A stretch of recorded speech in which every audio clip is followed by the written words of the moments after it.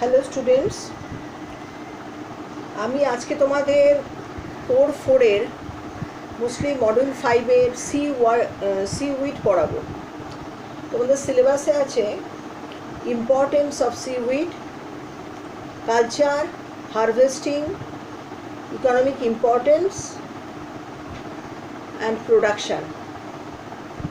আমি চেষ্টা করছি এই একটা ক্লাসের মধ্যেই তোমাদের এটা কভার করার। আপাতত আমি ক্লিয়ারলি তোমাদের বুঝিয়ে দিচ্ছি এবং এরপরে পিডিএফটা হোয়াটসঅ্যাপে সেন্ড করব।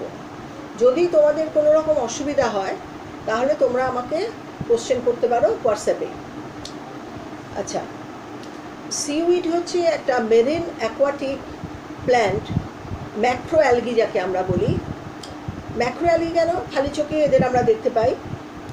আর এরা হচ্ছে নন ফ্লাওয়ারিং প্ল্যান্টস, এদের ফুল ফোটে না এবং এরা সি, এস্টুয়ারি, ব্যাকওয়াটার্স এই সব জায়গাতেই পাওয়া যায়। তার মানে বুঝতেই পারছো এদের স্যালিনিটি টলারেন্স লিমিট অনেক হাই। কারণ যদি তা না হতো তাহলে এরা ব্যাকওয়াটারে বা এস্টুয়ারিতে এদেরকে পাওয়া যেত না।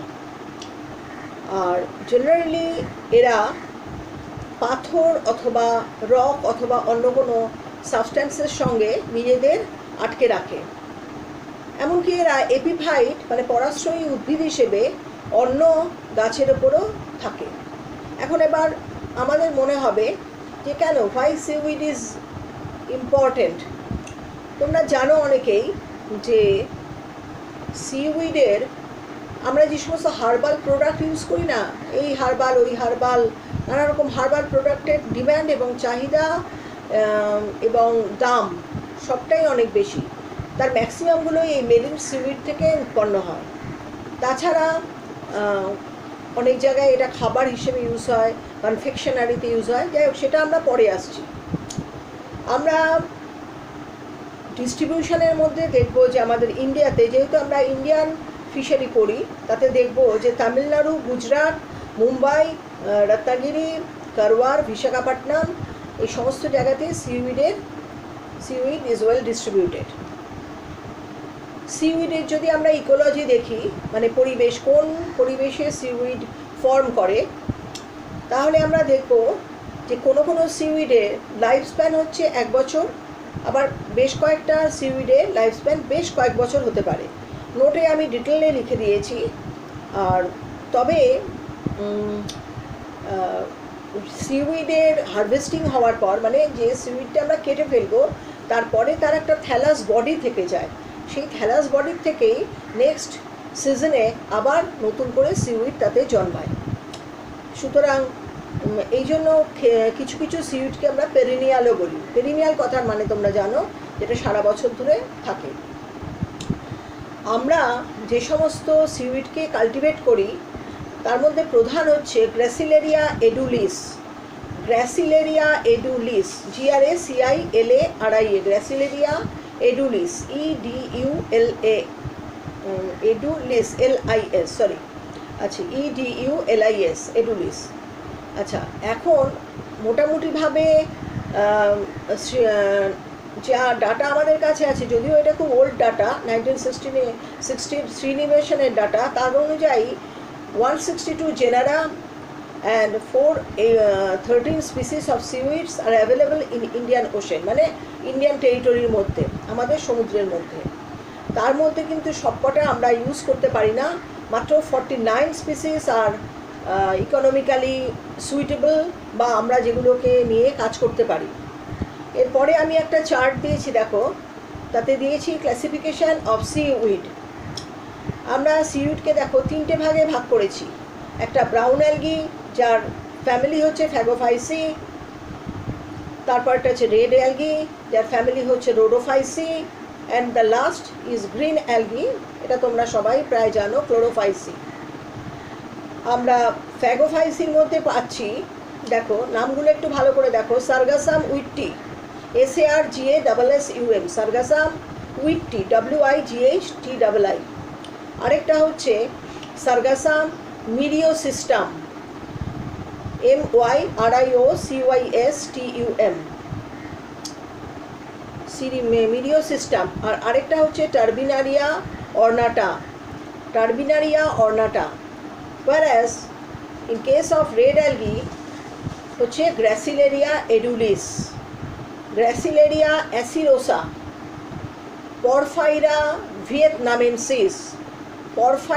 ভিয়েতনামেন্সিস, অ্যান্ড লাস্ট হচ্ছে হিপনিয়া।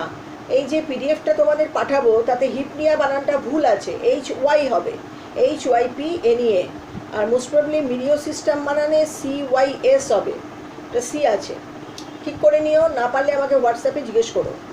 আর ওদিকে ক্লোরোফাইসির মধ্যে পড়ছে এন্টেরোমরফা কম্প্রেসা, নেক্সট হচ্ছে মোনোস্ট্রোমা, অ্যান্ড লাস্ট হচ্ছে আলভা এসপি। মোটামুটি এগুলোই হচ্ছে ইকোনমিক্যালি ইম্পর্টেন্ট, আমরা সেগুলো নিয়েই আলোচনা করব। আচ্ছা, এবার হচ্ছে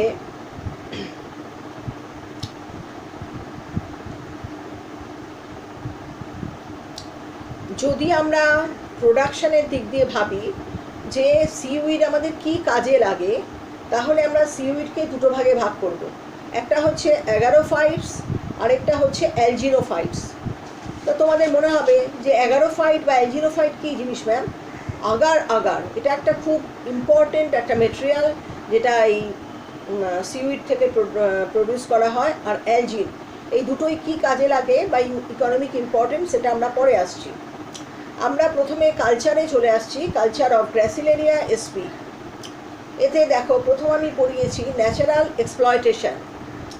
ন্যাচারাল মানে প্রকৃতিতে যে সিউইডগুলো রয়েছে সমুদ্রে, সেগুলোকে আমরা কিভাবে এক্সপ্লয়েট করছি, কিভাবে আমরা আহরণ করছি। দেখো, G edulis is being collected from since 1966 from the centres namely Rameshwar, Pamban, Vedalia, Asiriyappa and Durga. এই 5টা স্পট বহুদিন ধরে, বুঝতেই পারছো 66 সাল থেকে এই 5টা স্পট থেকে সিউইড কালেক্ট করা হচ্ছে, কারণ এগুলো খুব এনরিচড, এটা সিউইডের জন্য খুব এনরিচড একটা রিজিয়ন। এই কালেকশনটা সারা বছর ধরেই মোটামুটি করা হয়। এর মধ্যে পড়ছে গালফ অফ মান্নার। আর সাধারণভাবে একটা জিনিস জেনে রাখো, যেখানে গ্র্যাসিলেরিয়া এডুলিস হচ্ছে সেখানে এই নয় যে সেখানে অন্য কোনো অ্যালগি থাকবে না। গ্র্যাসিলেরিয়া এডুলিসের সঙ্গে ইকোনমিক্যালি ইম্পর্টেন্ট নয় এরকম অনেক অ্যালগি মেশা থাকবে, অনেক অ্যালগি। যখন আমরা কালেক্ট করব, হারভেস্ট করব, তখন তো আমাদের পক্ষে পসিবল নয়। কী করে ফিশারম্যানরা বা উইড কালেক্টররা, তারা বোটে করে যায়, তারা ঝাঁক ধরে সমস্ত উইডসগুলোকে কালেক্ট করে এবং তুলে রাখে। এখন তুলে রাখার পর তখন তাদের পক্ষে মোটেই এটা সম্ভব নয় যে কোনটা এডুলিস এবং কোনটা নন এডুলিস।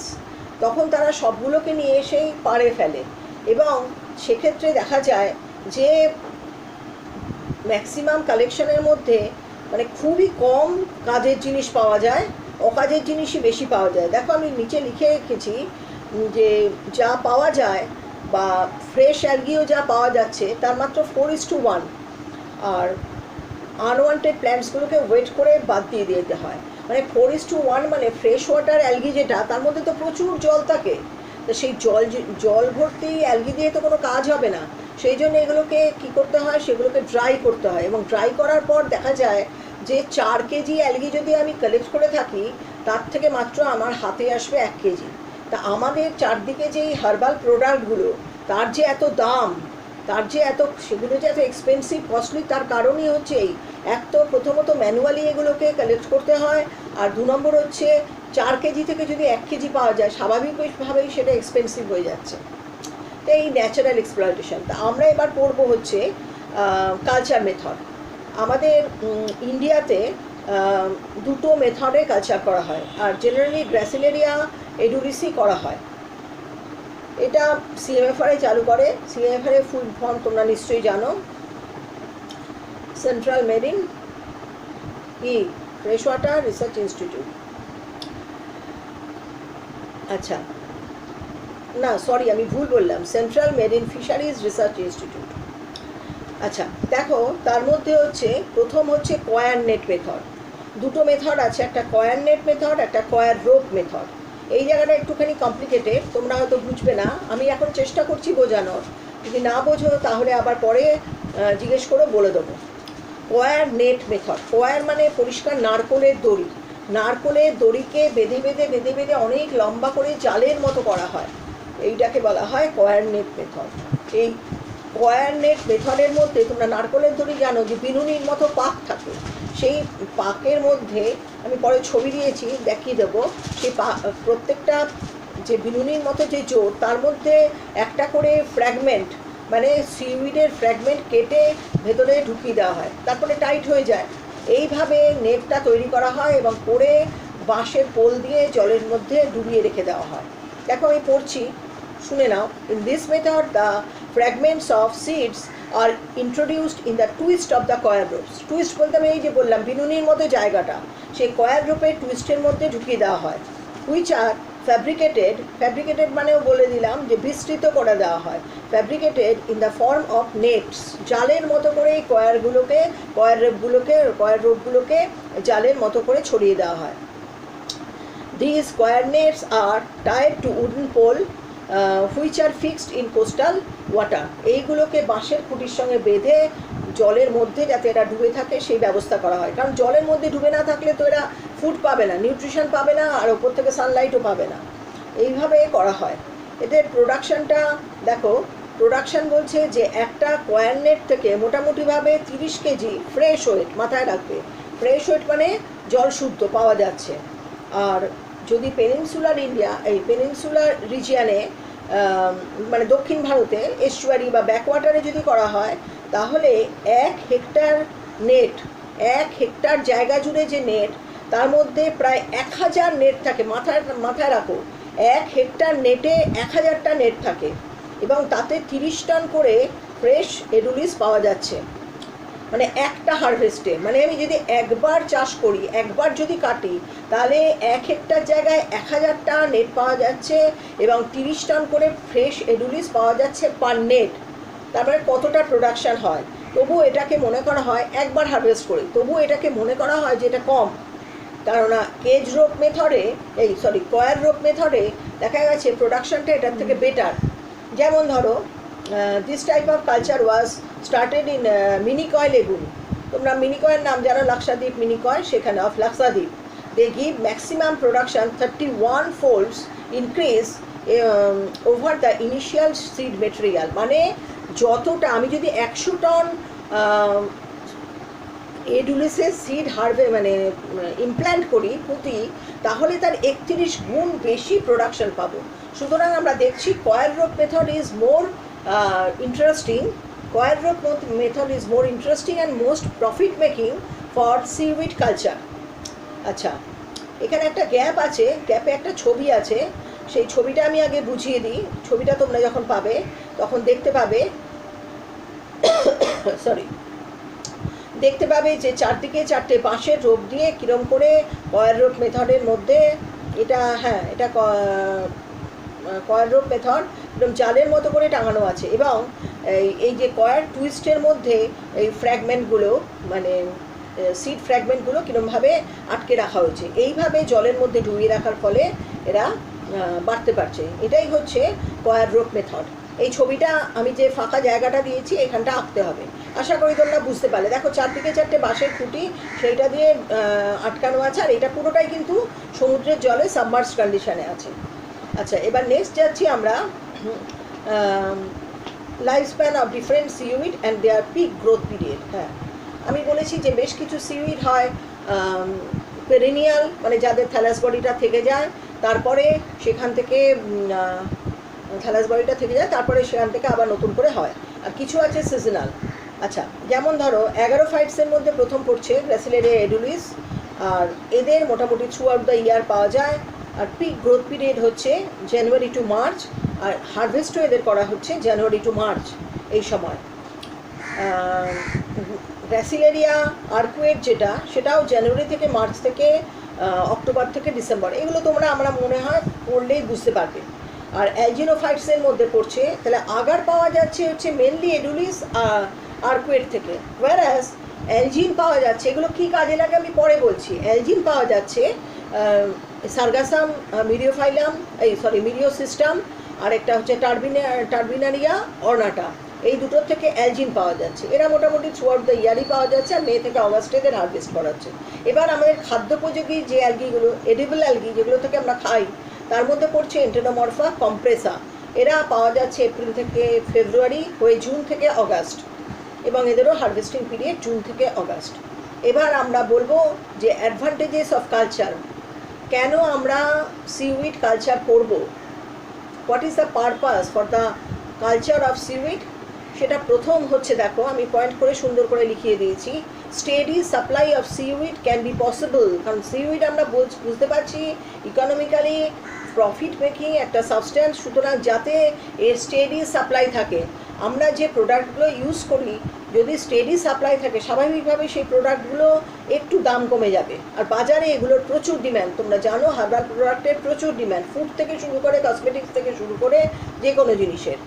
সেকেন্ড পয়েন্ট হচ্ছে algae will be uniformed in quality. হ্যাঁ, এই যে আমরা ন্যাচারাল এক্সপ্লয়টেশনের সময় একগাদা কাজে না লাগার অকাজের, আমি অবশ্যই এগুলোকে অকাজ বলি না, কারণ নেচারে কোনো কিছুই অকাজ নয়। আমাদের কাজে লাগছে না মানেই সেটা অকাজ, এটা মনে করা যায় না। যাই হোক, যেটা আমাদের কাজে লাগছে না সেইগুলো সব মিক্স আপ থাকে, ফলে ম্যানুয়ালি সেগুলোকে আলাদা করা এটা একটা খুব টাফ ব্যাপার।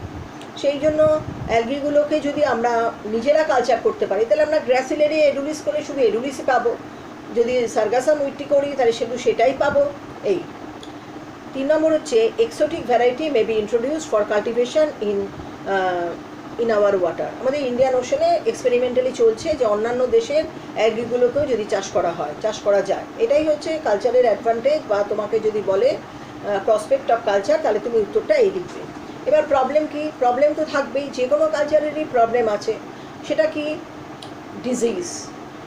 যেমন লাইভ অবজেক্ট, যদি একবার ডিজিজ হয় তাহলে মরক লেগে যাবে পুরোটায়। Disease are a matter of extinction concerned in intensive algal monoculture. যদি তুমি শুধু এডুলিস করছো, যদি কোনো কারণে সেটা ডিজিজড হয়, তাহলে পুরো জিনিসটাই নষ্ট হয়ে যাবে, পুরো এন্টারপ্রাইজটাই আনসাকসেসফুল। এবং এখানে কিন্তু এক আধ টাকার ব্যাপার না, কোটি কোটি টাকা ইনভেস্ট করা হয় এবং কোটি কোটি টাকাই এখানে নষ্ট হয়ে যাবে। তারপর হচ্ছে ফাঙ্গাল এবং এক্সটার্নাল ডিজিজ এক্ষেত্রে খুবই কমন, সেই জন্য খুব ভালো করে মনিটরিং করতে হয় যাতে ডিজিজ না হয়। আচ্ছা, এছাড়াও সি আর্চিন, ক্র্যাবস এবং অন্যান্য প্রেডেটরি ফিশও সিউইডকে খেতে আসে, সুতরাং সেগুলো একটু রেস্ট্রিক্ট করলে বেটার হয়। এই জন্য সাধারণত যে রিজিয়ানে করা হয় সেখানে ফেন্সিং করে দেওয়া হয়। আচ্ছা, এইবার আমাদের সবচেয়ে ইম্পর্টেন্ট প্রশ্ন, সেটা হচ্ছে ইকোনমিক প্রোডাক্টস। এটা পরীক্ষায় আসার সম্ভাবনা খুবই বেশি। প্রথম দেখো, আগার আগার আগার আগার হচ্ছে একটা jelly like substance, gelatinous substance obtained from the red algae, Rhodophyceae থেকে এটা পাওয়া যায়, এবং এটার একটা বিরাট কমার্শিয়াল ভ্যালু আছে। কি না, এটা একটা কোলয়েডাল কার্বোহাইড্রেট, যেটা গরম জলে soluble in hot water. Algin is a polysaccharide occurring in the cell wall of brown algae. Brown অ্যালগির কোষক প্রাচীরের মধ্যে অ্যালজিনটাকে পাওয়া যাচ্ছে, এবং দুটোই, আগার এবং অ্যালজিন দুটোই হচ্ছে আমাদের ফুড কনফেকশনারি মানে তোমরা জানো বিস্কুট, পাউরুটি, কেক ইত্যাদিতে লাগে। তারপরে ডেয়ারি ইন্ডাস্ট্রি, দুগ্ধ শিল্পেও এটা ভীষণভাবে কাজে লাগে। তাছাড়া আগার, এখানে মিডিয়াম বানানটা ভুল লিখেছে, DIUM হবে না, ওটা মেডিসিন লিখেছে, ঠিকই আছে। Agar is also used as medicine and medium of bacteria culture. আমরা সবাই জানি যে ব্যাকটেরিয়া কালচারের ক্ষেত্রে আগার একটা খুব গুরুত্বপূর্ণ। ড্রসোফিলা কালচারের ক্ষেত্রেও একটা বটলের মধ্যে আগার রাখা হয়, যেখানে এই জিনিসগুলোকে কালচার, ড্রসোফিলা হচ্ছে একটা ইনসেক্ট, এগুলোর ক্ষেত্রেও আগারের একটা বিশাল ভূমিকা আছে। তাছাড়া তো বুঝতেই পারছো যে খাবার, মেডিসিনে এবং খাদ্যদ্রব্য এসবেও আছে। Seaweeds are cheap source of minerals and trace elements. মানে ট্রেস এলিমেন্টস তোমরা জানো স্বল্পমাত্রিক মৌল উপাদান, যেগুলো আমাদের খাবারে খুব অল্প পরিমাণে দরকার, কিন্তু না হলে নানা রকম ডিসঅর্ডার ঘটে। সুতরাং খনিজ লবণ এবং ট্রেস এলিমেন্টসের একটা খুব ইজি অ্যান্ড অ্যাভেলেবল সোর্স। সুতরাং এছাড়া আরেকটা যে ব্যাপার, সমুদ্র থেকে তোলার পর, জল শুকিয়ে নেওয়ার পর যে অ্যালগিগুলো পড়ে রইল, মানে যেগুলো আমরা মনে করলাম যে এগুলো আমাদের কাজে লাগবে না, কিন্তু আলটিমেটলি সেগুলো কাজে লাগে, সেগুলোকে পচিয়ে ম্যানিওর করে সমস্ত জায়গায় ইউজ করা হয়। খাবার হিসেবে ইউজ করা হয় বা পুকুরে ম্যানিওর হিসেবে ইউজ করা হয়। যেমন দেখো, can be use for cattle, poultry and other farm animals. আচ্ছা, use of seaweeds as manure is a very common practice in the coastal areas throughout the world. যে অ্যালগিগুলো পড়ে রইল শীতে, সেগুলো কিছুদিন বাদেই ম্যানুয়ার পচিয়ে সেগুলোকে সারে পরিণত করা হয় এবং সেগুলোকে ফিশ কালচারের ক্ষেত্রে ইউজ করা হয়। Seaweed has also medicinal value. It has been examined that extract from seaweeds from Indian coast have antiviral and antifungal capacity and a wide range of pharmacological activities. মানে মেডিসিন ইন্ডাস্ট্রিতেও সিউইডের প্রচুর প্রবল ব্যবহার। সুতরাং এই হিসেবে সিউইডের ইম্পর্টেন্স আমরা অনস্বীকার্য। আমরা কখনোই সিউইডকে মানে হেলাফেলা করতে পারি না। Seaweed is a very profit making venture. সুতরাং নতুন এন্টারপ্রেনাররা আশা করি নয়, অবশ্যই সিউইডের জন্য প্রচুর এন্টারপ্রেনাররা এগিয়ে এসছে এবং তারা এটাকে অনেক দূর পর্যন্ত এগিয়ে নিয়ে যাচ্ছে। দুঃখের বিষয় এটাই যে সাউথে এটার মাল্টিপ্লাই করছে, আমাদের এই ইস্ট কোস্টে সেরকমভাবে সিউইড কালচার বা সিউইডের কোনো এন্টারপ্রেনারশিপ আমার এখন অবধি জানা নেই। আমি জানি না তোমাদের কিভাবে ক্লাসে যেভাবে বোঝাতে পারি ঠিক সেইভাবে বোঝাতে পারলাম কি না, কিন্তু চেষ্টা করলাম। আশা করি চেষ্টায় কিছু সুফল তো হবেই। আর যদি কিছু বুঝতে না পারো, সেটা যে যখনই হোক আমাকে হোয়াটসঅ্যাপ করে জানাবে। আমি এটা গ্রুপেও দিয়ে দিচ্ছি আর ইউটিউবেও শেয়ার করে দিচ্ছি। আশা করি তোমরা সবাই সুস্থ আছো, বাড়িতে আছো, বাড়ির কাজকর্ম করছো। ঠিক আছে, ভালো থেকো তোমরা সবাই।